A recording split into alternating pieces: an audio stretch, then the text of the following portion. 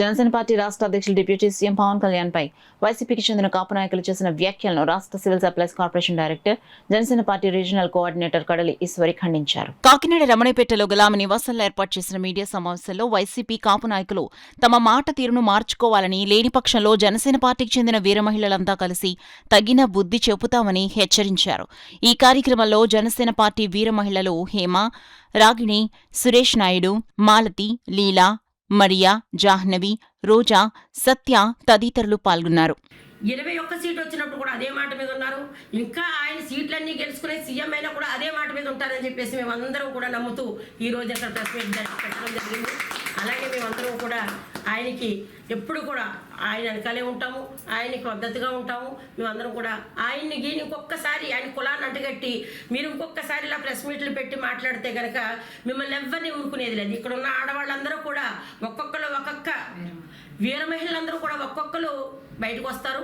అందరూ కూడా మిమ్మల్ని అంటే మాకు తిట్టడం వచ్చు, మీరు తిట్టతారు, మేము అలా తిట్టే మనుషులం కాదు. మాకు మా నాయకుడు ఎప్పుడు కూడా బయటికి వెళ్ళి వాళ్ళని తిట్టండి, వీళ్ళు తిట్టండి అనే మనిషి కాదు.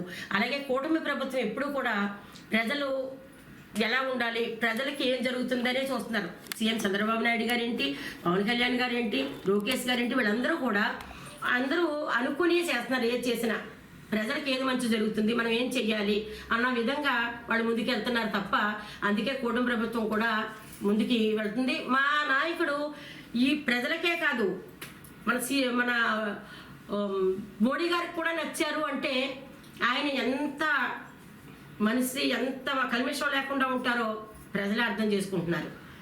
ఆయన ఒక ప్రజలకే కాదు అందరికీ నాయకులకు కూడా నచ్చుతున్నారు ఆయన. ఎందుకంటే ఆయన ఒక విధానం బాగుంటుంది, ఆయన చేసే పరిపాలన బాగుంటుందని చెప్పేసి అందరూ ఆయన్ని నమ్మి ఆయనకి పట్టం కట్టారు. అదేవిధంగా ఆయన కూడా ముందుకెళ్తున్నారు. ఇకపైన ఆయన ఇలాంటివన్నీ పట్టించుకోరు. మీరు అందరూ ఎన్ని చెప్పుకున్నా ఎన్ని అనుకున్నా ఏం పట్టించుకోరు. కానీ మేము చెప్పవలసింది ఏంటంటే ఆయన కుల నాయకుడు కాదు, ఆయన కులాలు అంటగట్టొద్దు, ఆయనకి నలుగురు అందరూ కావాలి, అన్ని కులాలు కావాలి.